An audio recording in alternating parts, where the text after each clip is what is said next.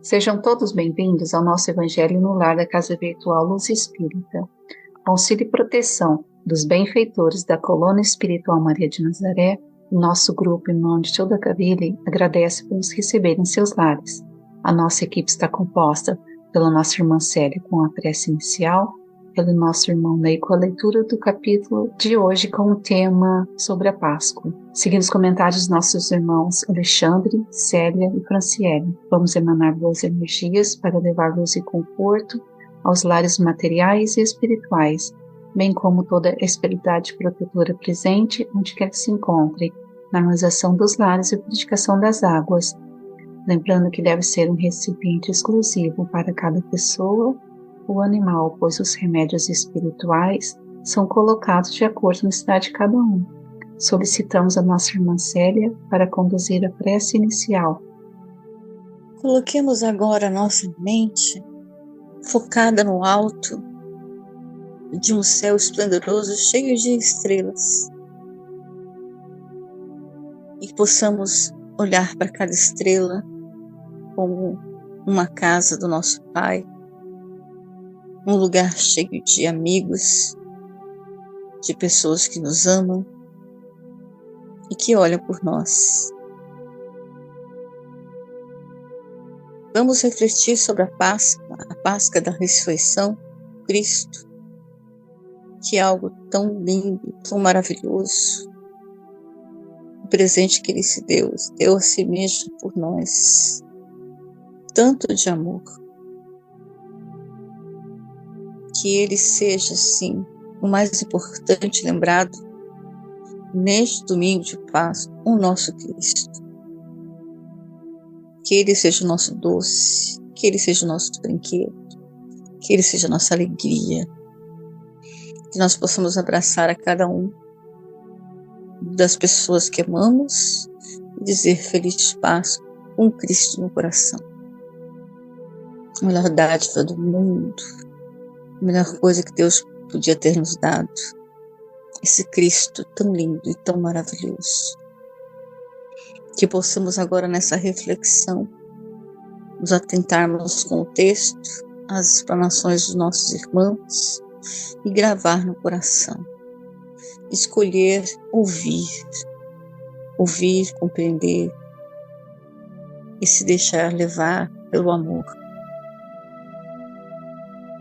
Que assim seja, com muito amor de nosso Senhor Jesus Cristo no coração, muita paz e muita luz.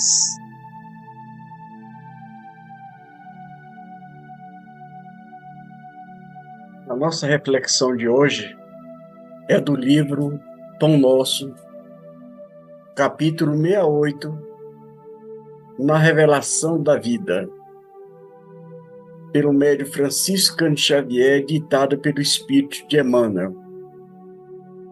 E os apóstolos davam como grande poder testemunho da ressurreição do Senhor Jesus, e em todos eles havia abundante graça. Isso está em Atos, capítulo 4, versículo 33. Os companheiros diretos do Mestre Divino não estabeleceram o serviço da comunidade cristã sobre os princípios cristalizados e inanomíveis. Cultuaram a ordem, a hierarquia e a disciplina, mas amparavam também o espírito do povo, distribuindo os bens da revelação espiritual, segundo a capacidade receptiva de cada um dos candidatos à nova fé. Negar, presentemente, a legitimidade dos esforços espiritistas em nome da fé cristã é o testemunho de ignorância ou leviandade. Os discípulos do Senhor conheciam a importância da certeza e da sobrevivência para o triunfo na vida moral. Eles mesmos se viram radicalmente transformados após a ressurreição do amigo celeste, ao reconhecerem que o amor e a justiça regem o ser além do túmulo. Por isso mesmo, atraíam companheiros novos, transmitindo-lhes as convicções de que o Mestre prosseguia vivo e operoso para lá do sepulcro.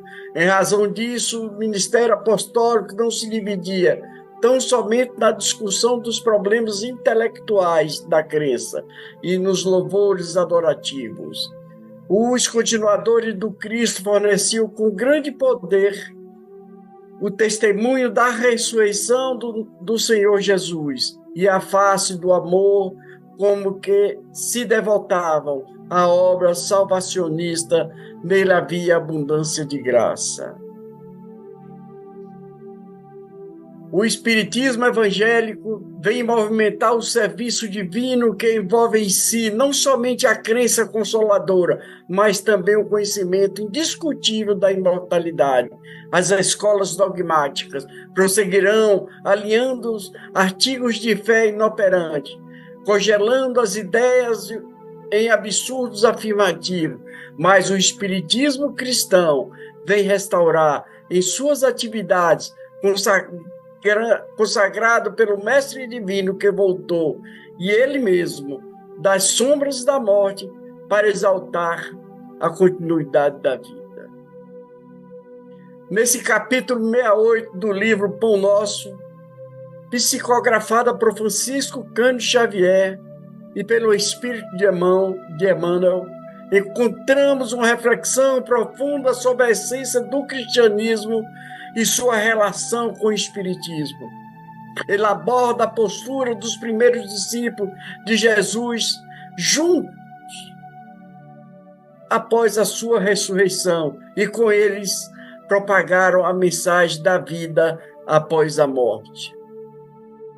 Pois bem, ele inicia uma citação do livro de Atos dos Apóstolos, destacando como os apóstolos testemunharam com grande poder a ressurreição de Jesus e como a graça abundava neles. Isso serve de base para a exploração do papel do discípulo na divulgação da mensagem cristã e sua relação com a compreensão da imortalidade da alma. Os discípulos não estabeleceram a comunidade cristã sob dogmas inflexíveis, mas sim sobre os princípios vivos e adaptáveis. Eles valorizavam a ordem e a disciplina, mas também reconheciam a importância de distribuir os seus ensinamentos espirituais de acordo com a capacidade e compreensão de cada pessoa ou de cada indivíduo. É ressaltada a importância do esforço espiritual na contemporaneidade, sendo um equívoco negar a legitimidade do Espiritismo em nome da fé cristã. Os discípulos de Jesus compreenderam a importância da fé na sobrevivência após a morte e experimentaram uma transformação profunda ao reconhecer que o amor, a justiça transcende a vida física. Essa convicção, meus irmãos, na vida após a morte, foi o que impulsionou os discípulos a atrair novos seguidores, transmitindo-lhes a certeza de que Jesus continuava vivo e ativo além do túmulo. Dessa forma, o ministério apostólico não se limitava apenas à discussão intelectual da fé, mas também consistia em testemunhar a ressurreição de Jesus com o poder da graça abundante através do amor e dedicação da missão salvacionista. Ele destaca a importância do Espiritismo evangélico, que não apenas consola, mas também oferece conhecimento claro e incontestável da imortalidade da alma.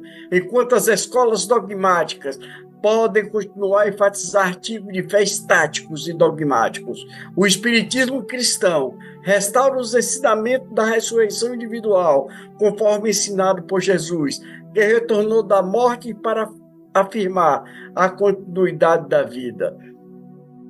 Esse capítulo ele resume e apresenta uma visão integradora do cristianismo e do espiritismo, destacando a importância da fé na vida após a morte. É com essa convicção que impulsionou os primeiros discípulos a testemunhar a ressurreição de Jesus com o poder da graça, mas também enfatiza o papel do espiritismo na atualidade como uma fonte de consolo e conhecimento sobre a imortalidade da alma, em contraste com a abordagem dogmática e estática de algumas correntes religiosas.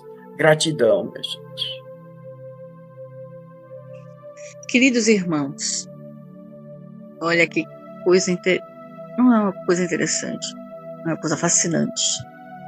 A Páscoa, para todos os filhos de Deus, significa liberdade, custada com muito sacrifício e também com oferenda de sangue. As portas para que os filhos do povo de Deus não perecessem. E o Cristo escolhe essa mesma época para deixar a terra, encerrar o seu trabalho aqui, presencial. Então, o batente das nossas portas também foram besuntadas com o sangue do Cristo. Mas desta vez, para que cada coração que visse, sentisse, pudesse se inspirar na vida. A Páscoa é vida. Cristo não está mais numa cruz. Ele morreu naquela cruz, mas ele saiu desta cruz. Está vivo. Ele está trabalhando, como sempre, amorosamente por nós. Então nos compete também nessa Páscoa fazer uma reflexão. Que cristão eu sou? Eu sou um cristão do Velho Testamento que fico buscando Deus no que foi, ou nas palavras do Cristo que são, porque elas são eternas, elas são para toda a vida, em qualquer situação. Temos que dar valor ao que foi, sim, porque nos ensina como foi difícil, como houve causa e consequência para os atos de cada um. Então, a reflexão que eu vou colocar para mim nessa Páscoa é que cristã eu quero ser. Eu quero ser a cristã do Cristo vivo, do Cristo que não está mais na cruz, do Cristo que está todos os dias caminhando na praia, deixando fluir seu amor por nós, e que em cada gesto deste amor está colocando a sua verdade para a gente observar as coisas que nos acontecem que não são boas e as que são boas, e se não tem a mão de Deus no meio de tudo isso, perceber desde a nossa volta. Os apóstolos pregaram com a fé, que viram o Cristo voltar, mas nós precisamos ver o Cristo voltar. Nós somos espíritas, ou gostamos, acreditamos na outra vida, e nós vimos todos os dias as provas disso. A vida continua, e que vida que eu quero para mim é que eu semeio hoje, que eu vou semear amanhã e depois. Que seja uma Páscoa eterna no nosso coração, no coração de cada um de nós. Que assim seja. Gratidão.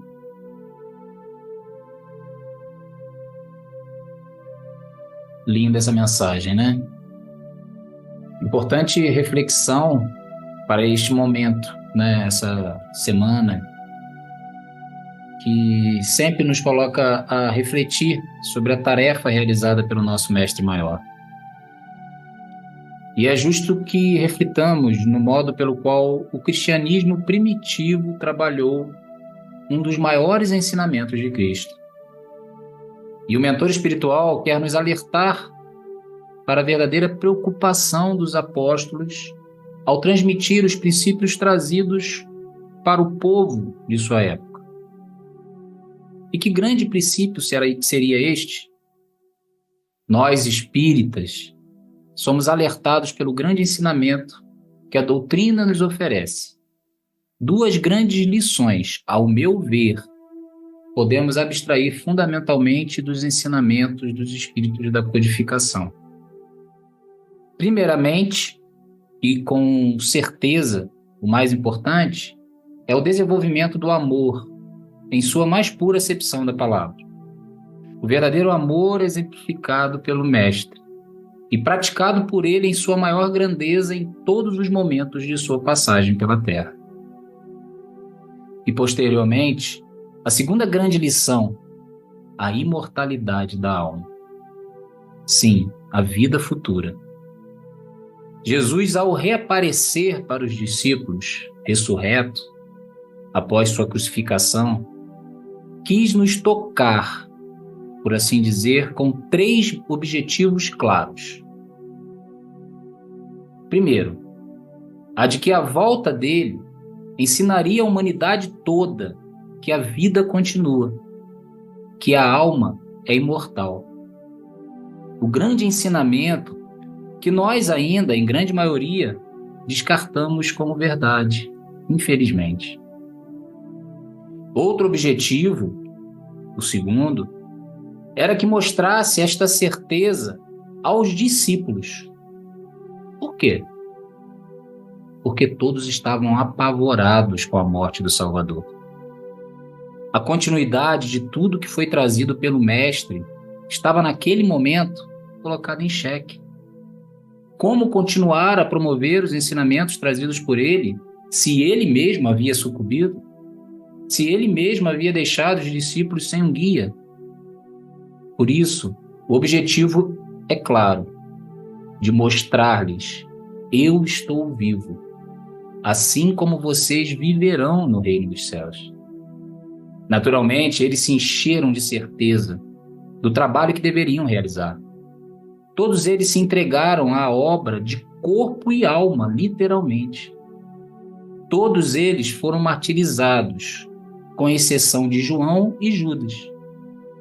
Ou seja, em que pesem as dificuldades que todos enfrentaram, demonstraram a crença firme e robusta na vida futura, na imortalidade da alma, e se tornaram abundantes em graça. E por fim, o terceiro objetivo do Mestre foi mostrar para sua querida mãezinha que ele continuava vivo. Esqueçamos por um instante, por um minuto, a grandeza deste espírito. O fato dele ser o governador planetário, o nosso governador terrestre. Antes de tudo, ele era um filho que queria mostrar para sua mãe que tudo que ela sofreu por ele não foi em vão. Mostrando através dela para todas as mães que perdem um filho, que ele vive. Bom, a vida futura também é uma ideia desenvolvida por outras crenças dogmáticas e espiritualistas.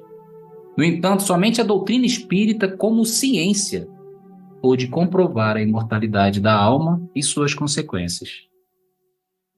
Portanto, irmãos, em primeiro momento, agradeçamos a oportunidade deste grande conhecimento que podemos obter nesta experiência terrena. E, por fim, saibamos dar a devida importância para difundir a todos que estejam com o coração aberto e prontos para, enfim, compreender a divina lição do Cristo. Paz e luz a todos. Gratidão.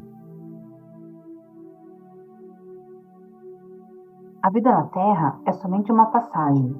No entanto, vivemos como se fôssemos ficar por aqui eternamente e pensamos assim, que a vida será eterna. A grande preocupação é acumular coisas. São bens materiais, status, fama, dinheiro. Quanto mais se possui, mais se deseja ter. Tudo isso faz parte da vida material. São coisas necessárias para nos manter e podermos gozar de relativa segurança. Entretanto, por que ajuntar tantas coisas, utilizando um tempo enorme em trabalho constante, sem nos preocuparmos com a vida do espírito? De modo geral, afirmamos que não temos tempo para orar, para ler ou estudar a respeito do mundo espiritual, do porquê nascemos e vivemos e o que estamos fazendo aqui. Mas quem somos, afinal? Como somos de verdade? Importante que nos autoconheçamos, que saibamos em profundidade os nossos sentimentos, das nossas aspirações e pensamentos. E como um detalhe muito importante, saber que não somos um corpo que anda, fala, trabalha, executa tarefas, se locomove de um lado para o outro. E sim, somos um espírito imortal, ou seja, a essência imortal. E esse espírito imortal é quem sente, pensa, idealiza e conduz o nosso corpo por todas as suas camadas grossas ou finas de diferentes pinturas. Nos definimos como um ser humano integral é o que nos compete, permitir que apareça com toda a sua beleza essa essência imortal.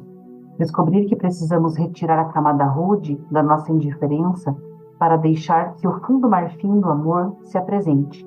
Extravasar em ação nossa vontade de aprender, nosso intuito de melhorar, de apresentar o que tenhamos de melhor para esse mundo maravilhoso em que se movimenta o corpo que comandamos. Infelizmente, muitos ainda se preocupam apenas no campo profissional. Para ter sucesso, ganhar sempre mais e mais. Essa maneira de pensar é tão forte em nós que, ao auxiliarmos nossos filhos a se decidirem por essa ou aquela profissão, costumeiramente sugerimos que eles escolham o que ganha mais, aquela profissão que num tempo muito curto trará excelentes retornos financeiros. Nos preocupamos com as notas da escola, com o seu desempenho nos esportes, nas artes, tudo muito correto. Mas e quanto ao espírito? Quando teremos tempo para lhes falar de Deus, da alma, de Jesus, da lei do amor? Quando nós mesmos teremos tempo para ajuntar tesouros espirituais, trabalhando as virtudes em nós? A vida espiritual é a verdadeira vida, é a felicidade plena e verdadeira. A vida terrena é breve e tem por objetivo o progresso do espírito. Estamos na Terra exatamente como alguém que chegasse de um certo lugar distante, parasse em uma certa estação, ali permanecesse por um tempo e depois tomasse a condução de volta ao ponto de origem. Assim, são nossas idas e vindas da pátria espiritual para a Terra e daqui para lá. Somos essência imortal. Somos filhos de Deus, herdeiro da sua luz e do seu amor. Gratidão. Com os entendimentos tão bem explanados por nossos irmãos, vamos procurar interiorizar o que nos foi apresentado, refletindo intimamente por alguns instantes.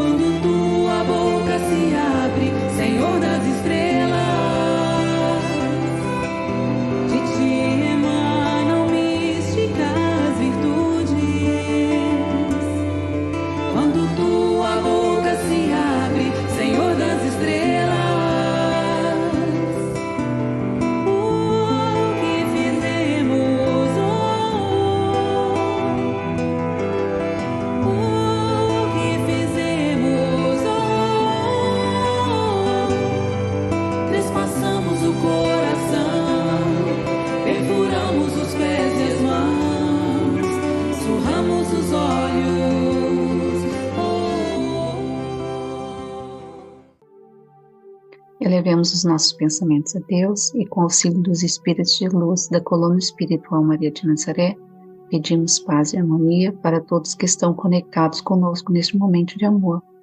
Vem com uma menção de boas energias aos nossos familiares, irmãos encarnados e aqueles que se encontram no plano espiritual. Por fim, pedimos ao Senhor Jesus e aos guias espirituais, principalmente aos integrantes das correntes médicas do espaço, que coloquem em nossas águas os fluidos astrais, vitais e espirituais, a que cada um necessita para curar todas as enfermidades físicas, emocionais e espirituais, proporcionando saúde, vitalidade, equilíbrio e forças nos trabalhos do bem. Finalizando, solicitamos ao nosso irmão Alexandre para conduzir a prece final.